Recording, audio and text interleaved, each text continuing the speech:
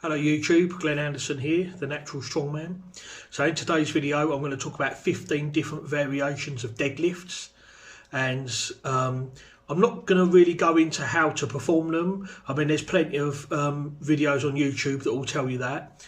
That's not what this is about. This video is more about the variations themselves and whether you as a strongman should do them and what ones really help and which ones don't and which ones you should really avoid. But I also want to talk about ratios as well. What I mean by that is I've seen on forums and people have actually asked me if my deadlift is like 300 kilos, for example, what should my snatch grip deadlift be in relation to that, or what should my sumo deadlift be, or what should my trap bar deadlift be. So in this video I'm going to try and explore and have a look at some ratios and see what your sumo deadlift should be in relation to your conventional deadlift, or what your trap bar deadlift should be, or snatch grip, or Jefferson Deadlift, etc. So let's jump into it, and we'll go variation by variation and take a look at each one and talk about them and whether they're going to be of any use to you or not, and maybe what you should be lifting on those lifts if you choose to do them in relation to your conventional. Okay, so as I said, I'm not really going to go into how to do them, the deadlifts. The only thing I will say is try and wear deadlift socks. Try to use suitable shoes. You want to be as close to the floor as possible, but me personally, I never wear shoes when I deadlift. I always deadlift in socks or barefoot, so that's what you really want to try and aim for if you really can. If it's not possible to lift barefoot or with socks in your gym, then try and find flat shoes or find another gym. The other thing as well, point number 2, is to if some of these variations, if you've never done them before, just start light and build them up. If you, for example, if you've never done Jefferson deadlifts before, that's the one where you're straddling the bar. I'll talk about that in a bit more depth soon.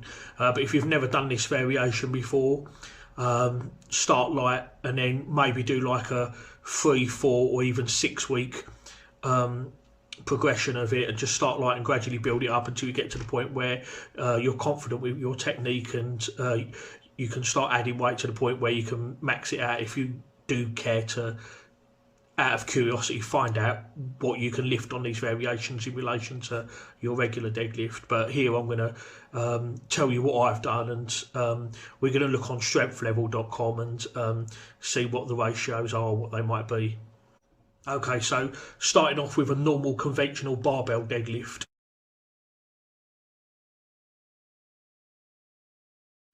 So I've got a strength level up now. So I'm 41 years old, male, and my body weight is approximately 146 kilos. So I've typed that into strengthlevel.com, exercise deadlift. My best deadlift is 310 kilos. So it's come up. This is according to strengthlevel.com, based on the figures that I've given it. It says your strength level for deadlift is advanced. Your lift is 2.1 times your body weight.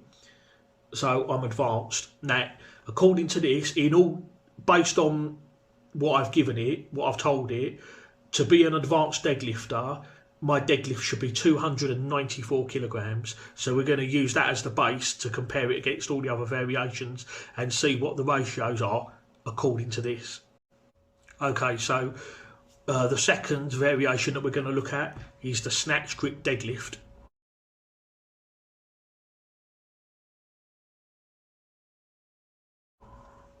So I've put my figures in here. So my best snatch grip deadlift is 280 kilos. I would like to point out though that when I did the 280, there was definitely more in the tank, and I'm confident that I can do at least 285, 290, but I've done 280, so we're going to work off that. But that wasn't a failure though.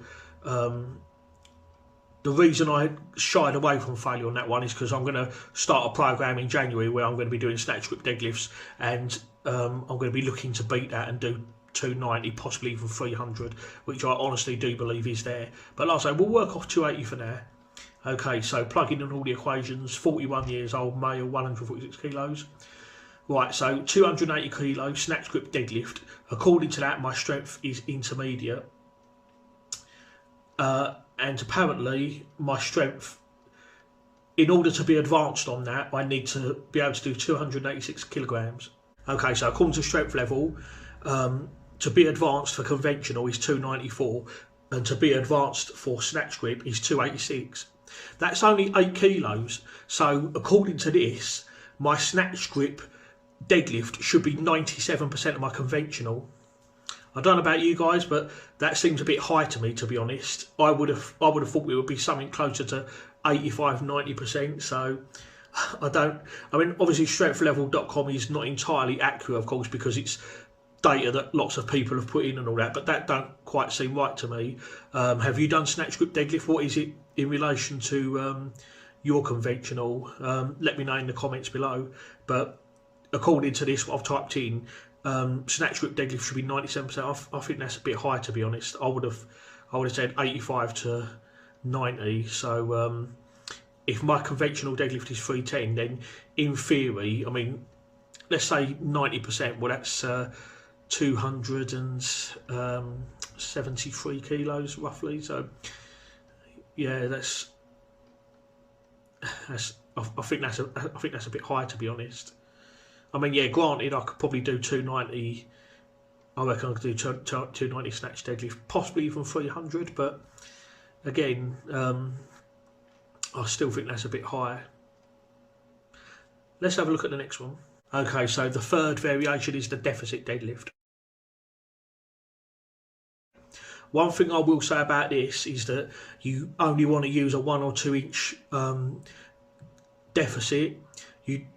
About 8, 9, 10 years ago, I used to do loads of deficit deadlifts, and I would use quite high deficits, and all 4 inches, 6 inches, 8 inches.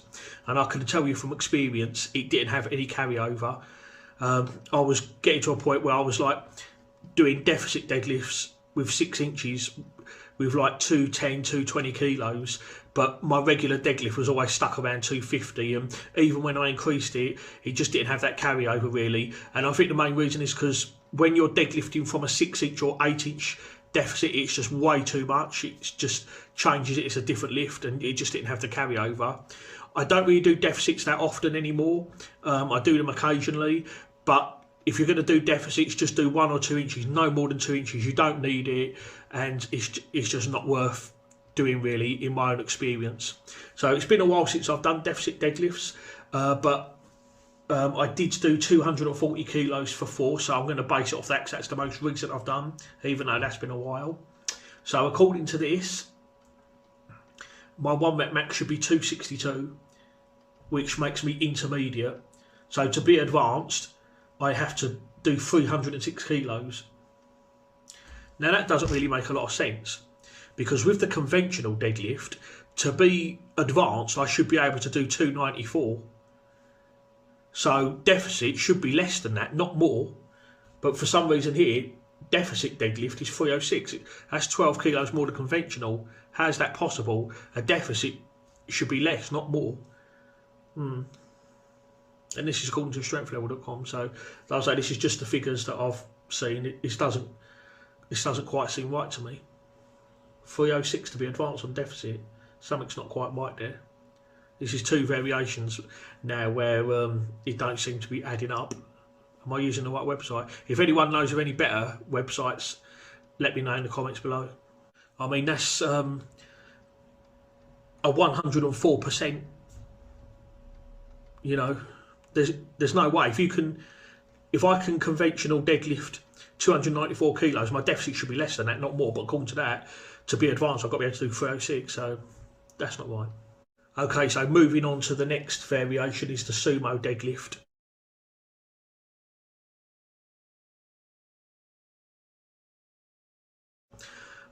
Conventional is 310. My best Sumo deadlift is 270.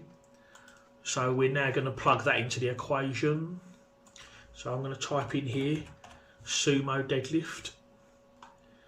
Yep, my best is 270. Let's see what it has for us.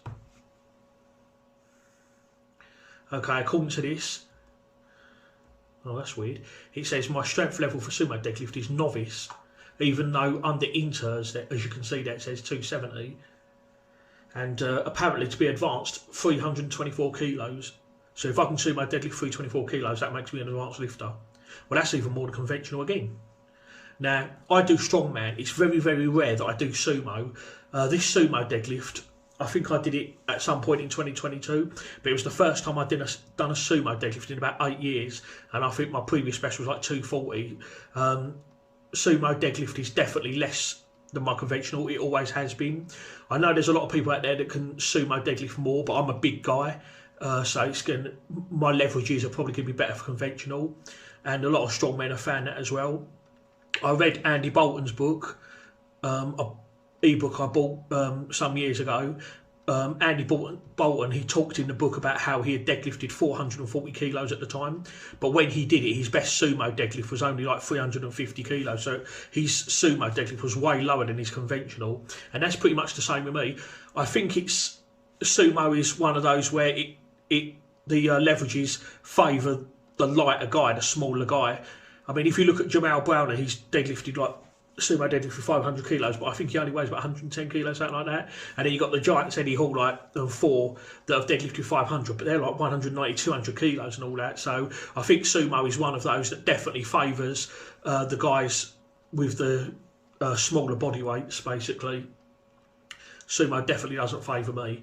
But according to this, I should be able to do 324 to be advanced compared to 294 for conventional. That's a 10% ratio.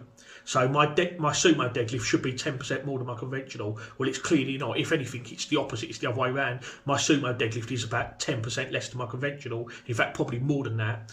My conventional is 310, sumo's 270. So that's probably like 85%. My sumo's probably about 85%. 88% of my conventional, so for me it's the other way around, but according to this it should be sumo should be 10% more, so that's your ratio for sumo versus conventional. Okay, so moving on to the 5th variation now, the behind the back deadlift.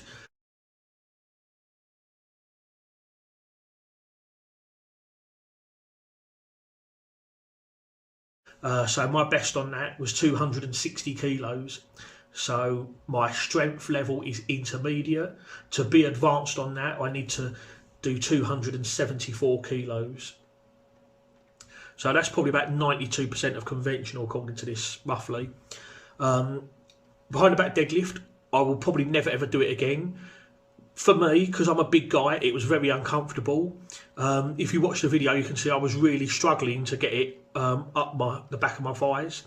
I've got big chunky thighs. I'm 322 pound roughly in body weight, and I've got a big behind as well. I think if you're a smaller guy, behind the back deadlift probably won't be much of an issue, but for me I found it really uncomfortable. The bar was really scraping up my legs, and I found it really uncomfortable. I read somewhere that Brad Gillingham, he was a powerlifter and strongman, he actually used to do behind the back deadlifts to great effect. Until he just got too big to do them comfortably. So I think another one behind the back deadlift, I think that's okay if you're a smaller guy, but for big guys that are like 300 pound plus like myself, it's probably not a good option to do. Good for the legs though, definitely. But yeah, it's highly unlikely I'll ever do that lift again. That hurt. So that's a no from me, that one. Okay, so moving on to the next variation now, the Jefferson Deadlift.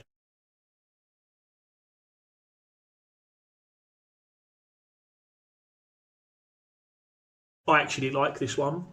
I haven't done it for a long time. I think, again, this is another one of them odd lifts that I used to do a lot back in the day, around 2013, 2014. But then I started doing strongman around 15, 16, so I stopped doing them. But recently I thought I'd do it just for fun, just to see where I'm at. And with the Jefferson Deadlift, I managed 300 kilos. So according to that, my strength level is intermediate, 2.05 times body weight. Apparently, to be advanced, 315 kilos I would have to do. So I'd say that's about 6 or 7% more than a conventional deadlift. So if you can conventional deadlift 300, then Jefferson, you should be able to do 310, 315, so about 10, 15 kilos more. I find that correct, actually, to be honest. I find with Jefferson deadlift, you can actually deadlift more when you straddle the bar as opposed to a regular deadlift. I remember back in the day, 2013, 14, I was Jefferson deadlifting 280, 300 back then, but my conventional deadlift was only about 250, 260, so I could always Jefferson Deadlift more than conventional, so that's definitely right there. Jefferson Deadlift is good for the legs as well. It's a good glute builder, so I think that's actually one to include. But at the end, I'll go through them all and tell you which ones I think you should do as a strongman and which ones you should drop. But I think I'm going to have to include this. Okay, so the next variation is the trap bar deadlift.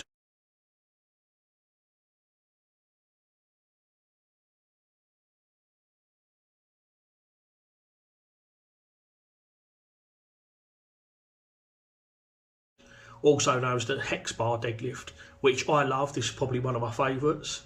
So I've typed it in.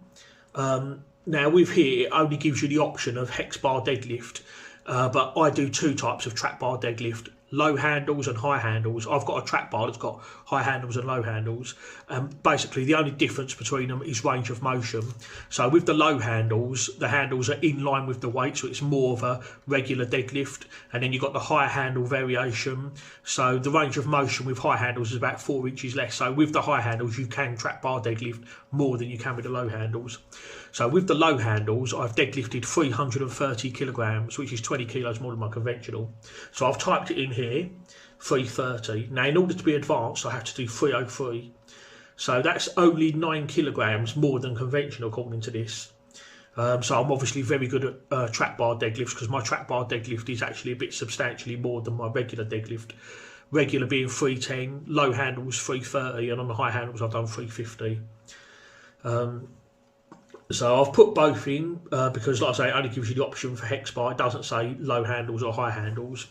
So if we put 330 in, apparently I'm 90% stronger than everyone else at my weight. Lift is 2.26 times body weight, and I'm advanced. So if I type in 350, because most, let's face it, most trap bar deadlifts are high handles. Most trap bars don't have low handles. Most trap bars have elevated handles, but my one's got both, so I'm quite lucky there. Okay, so 350, if I type in 350, strength level is advanced, 94% stronger now, lift is 2.4 times, and still advanced. To be I'm just 5 kilos off elite, actually, elite 355, so trap bar deadlifts are my forte, they always have been, even back in the day. Back in 2013-14, when I was doing all the different variations, my regular deadlift was always around 250, 260, but my trap bar was always like 300, sometimes a bit more, 310, 320. So trap bar's always been good for me. I think it's something to do with the fact that it's the different centre of gravity. You're inside the weight, and it's more quads as well, the trap bar. Whereas obviously with a regular bar, the bar's in front of you. So trap bars are good for beginners. Trap bars are really good. I love trap bar deadlifts. I only do them sparingly though, because of course in Strongman you're not going to get them often, but you should still do them, and I'll go into why shortly at the end of this. Okay, so the next variation is elevated deadlifts.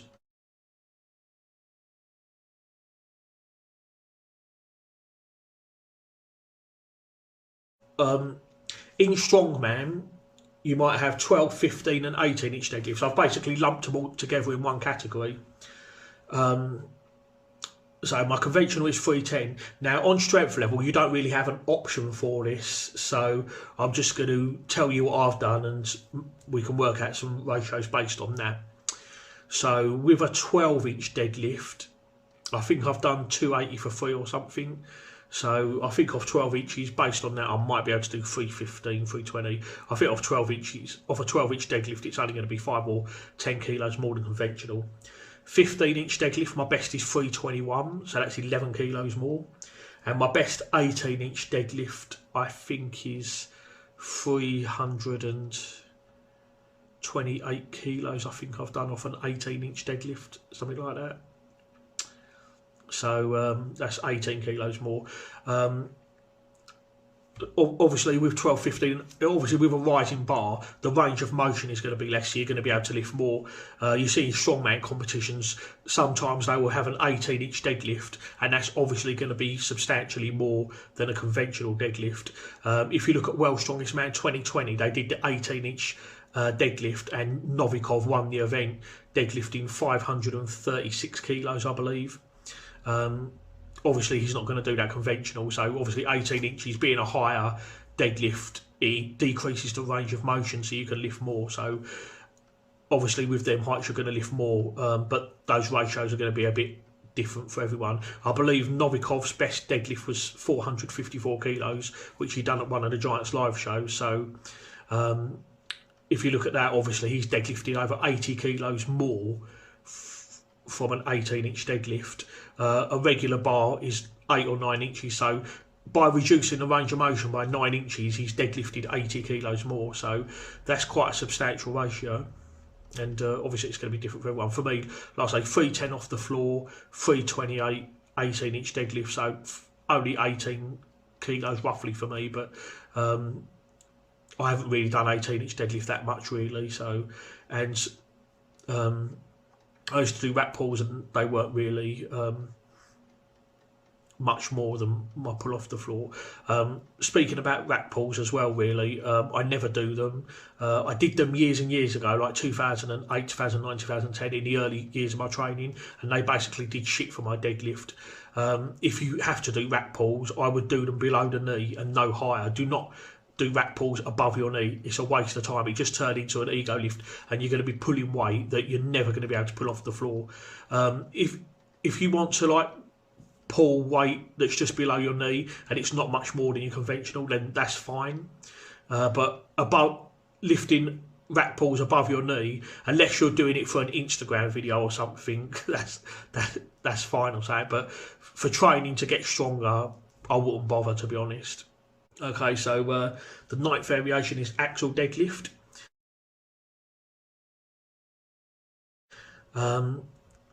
Big one in Strongman and all. I had it in my competition 2 months ago, and axle deadlift is definitely going to be harder than a conventional. I haven't put it into strength level because there's not an option for it, but in the competition it was 280 for reps and I got 3 reps, so based on that I'd say 290, 295, possibly 300. So axle deadlift is definitely going to be less than conventional. And this was using figure 8 straps, and all figure 8 straps were allowed. However, you should still do them anyway, because a lot of people think, well, should you do axle deadlift with straps? Yes, absolutely. You can do them without straps for grip, but you can do them with straps because it's still going to be harder, because with an axle, it's got no flex in the bar. And because the bar's 2 inches thick, or sometimes in some cases they're 3 inches thick, it's going to create a deficit anyway. It's naturally going to create a deficit. So, yeah, axle deadlift's definitely a good one to do. Like I say, axle deadlifts is going to be less than your conventional. I can't really give you a ratio on that, but for me personally, I think it'd be about 20 kilos less, 20, 30 kilos less, I reckon. Substantially less, because axle deadlift is very hard. Okay, so now I'm just going to talk about the final 5. I've pretty much lumped them together because with these I haven't really maxed out on these. These deadlift variations are more for assistance really. So the first one is the stiff-legged deadlift. The most I've done on that I think is 230 for 5, and apparently I am advanced on that. Advanced is like 253. So that's 40 kilo, about 42 kilos below. Okay, next one, Romanian deadlift. I think I've done 180 for 10, but that was with a snatch grip and that wasn't to failure, so I can't really say on that one. Floating deadlift, I think I've done 245 for 3. Just for those of you who don't know, a floating deadlift is similar to a Romanian deadlift in a way. You lower the bar, but you lower, with a floating deadlift, you lower it until the plates are literally about an inch off the floor, and then you bring it back up. So it's very similar to a Romanian deadlift. You just simply go lower than a Romanian deadlift. That's pretty much the only difference. Suitcase deadlift. For those of you who don't know, it's basically you lift a barbell with one hand to your side as if it was a suitcase, hence the name. I haven't really done them for years, so I couldn't tell you what I don't really do them, although I might try it. The next one is a banded deadlift, but I try and set it up so that the bar is pulling the weight away from me, and I do it in that respect because my lockout is weak, so I try and do banded deadlifts in that manner to work my lockout.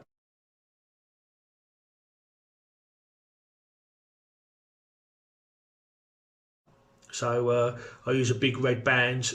I try and have the band about 7 or 8 feet away from me. It's only a thin band, but when it's pulling 7 or 8 feet away from you, that can make all the difference. You'll feel that. You don't really need a big thick band, or you can use one if you want to. When you're setting it up, make sure that you put plates underneath your weight plates to hold the bar in place, because the bands will pull the bar away from you, even when it's just sitting there. And the 15th and final variation is the Reeves Deadlift.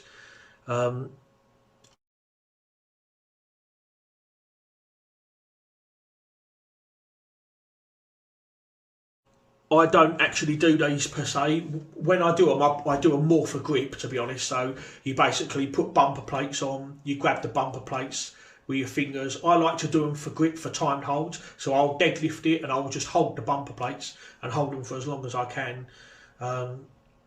I think my best is about 80 kilos for like 30 seconds or something. So yeah, that's mainly a grip exercise really. So they're the 15 different deadlift variations. So I'm going to go through them all now and tell you which ones I think you should and shouldn't do. Obviously, conventional deadlift is the bread and butter for strongman, so you definitely want to do that. Snatch grip deadlift, you definitely want to do that for strongman and all. You're putting yourself in a disadvantageous position. Snatch grip deadlifts are harder. You don't have to go all the way until you're touching the plates. So long as your hands are outside the rings, that will suffice. Deficit deadlift, yes, you can do them and all. Sometimes you can even actually add them in and mix them with snatch grip deadlift, so you're really increasing the range of motion and making them very difficult. I will be doing that in my program as well. Sumo deadlift. Sumo is not allowed in strongman, and I don't like sumo deadlift myself. However, they do have their uses. I won't do sumo myself. I've done it like once in 8 years, but if you like them, stick with them. Really, they do help your glutes and hams, so they're worth doing in that respect. Right, behind the back deadlift, for me, that's a no. Basically, it's too uncomfortable. It helps build the legs, but there's other things you can do to help build the legs. But if you're a smaller guy and you want them as a leg builder, then yeah, have at them. But personally, me, no. Right, Jefferson Deadlift, named after the old strongman Charles Jefferson. So Jefferson's, I wouldn't actually have them in a program, but I like to do them every now and again, just to show off for the gram. But I wouldn't actually have them in a program, but as such. But with a lot of it, you will find that if you increase your regular deadlift, your deadlift variations will go up anyway. My conventional is 310. If I get my conventional up to 330 or 340, I'm sure my Jefferson will go up to 350. It will just naturally follow it anyway, really. I mean, all these like weird lifts, like the Jefferson deadlift, the behind the back deadlift and all that, they shouldn't really be the backbone of your workouts, basically. You know, they're something to like mess around with every now and again. You know, if you've finished a peak or something like that and you just want to like max out or just do an exhibition lift, it's fine. But they shouldn't be like a training tool, really, if that makes sense. Really, your training tool should be the conventional deadlift or variations of the deadlift that make it harder, not fancy lifts like a Jefferson or a trap bar, really. I don't do that. You know, a trap bar deadlift might not necessarily build your conventional, but a conventional will build your trap bar, if that makes sense. So, you know, things like Jefferson and trap bar, you should leave it alone, really, and just do it occasionally, just to like complement it or whatever. I don't know if I'm making a lot of sense here, but I'm sure you know what I mean. These lifts, these odd lifts like the Jefferson and the trap bar and all that, you know, they're the results of training hard, you know. You want to get strong with your conventional deadlifts so that you can do all these odd lifts, not do all these odd lifts to get strong, if that makes sense. So yeah, trap bar and Jefferson, I think, should just be done occasionally. So the other one, the 12th, the 15th and the 18-inch deadlift, I would only do them if you've got them in a comp. One other thing I will say as well regarding the trap bar, I do think that you should, as a strongman, you should do them for two reasons. First of all, because the handles are neutral, and sometimes you might get a car deadlift where the handles are neutral, or some variation of deadlift where the handles are neutral. So trap bar will help with that, especially if you haven't got a car that you can deadlift. I remember the first competition that I did, it was a car deadlift and the handles were neutral. So I trained trap bar deadlifts and that did help. Also, trap bar deadlifts will help with your frame carry as well, because with a frame the handles are going to be neutral, and to a lesser extent farmers. Remember as well, with farmers the weight's going to be swinging about as well, whereas with a frame carry the weight is locked in place. So if you haven't got access to a frame carry, trap bar deadlifts and trap bar carries are going to be really good. And if you've got that coming up in a competition and you ain't got access to a frame, then a trap bar is a good substitute. Right, and axle deadlift, same as like the 15, 12 and 18 inch deadlifts. Again, I would only do that if you've got a comp in it. So you want to do a phase, a peaking phase or something for your competition that's got an axle in it, and then just build up for that. But like I say, again, I would only do axle if you've got it in a comp. Right, so the rest of them are assistants really. Stiff leg deadlifts you should definitely do. Put that in one of your phases. Start with like high weight. You might do 2 sets of 20 or something, then the following week 2 sets of 15, and just build up your stiff-legged deadlift so that by the final week you're doing a top set of 5 or a top set of 3. Stiff legs are really good to do. You don't want to do them all the time, but put them in there every now and again. Same thing with Romanian deadlifts and all. Put them in your assistants at some point and switch them around. Floating deadlift as well. Every now and again, you know, I'll put floating deadlifts in there as well. They're really good. Suitcase, they're okay for grip strength, but if I wanted to do uneven stuff, I'd probably use farmer's walks and probably have more weight on one side than the other, and that will help your core. Yeah, banded deadlifts are really good, especially like on speed days if you do speed work. And Reeves Deadlifts, they're good for upper back as well, but they're also good for grip. So again, I would find a phase and all that where I would like work them exclusively just for grip, and I would start with high holds like 30 seconds or so, and then get it down to the point where I'm only holding it for like 5 seconds or so, because in a competition you want to do timed holds, not just with 5 or 10 seconds, but also 30 seconds, maybe even more, because in some competitions your grip might have to last a full minute or so. So you want to have grip strength that can sustain for 60 seconds if necessary. Okay people, so that's it for the video now. Thank you very much for watching. Please don't forget to like the video. Let me know in the comments what kind of deadlift variations you've done and how they compare to your conventional deadlift. Alright, so thank you guys for watching, and I'll see you soon.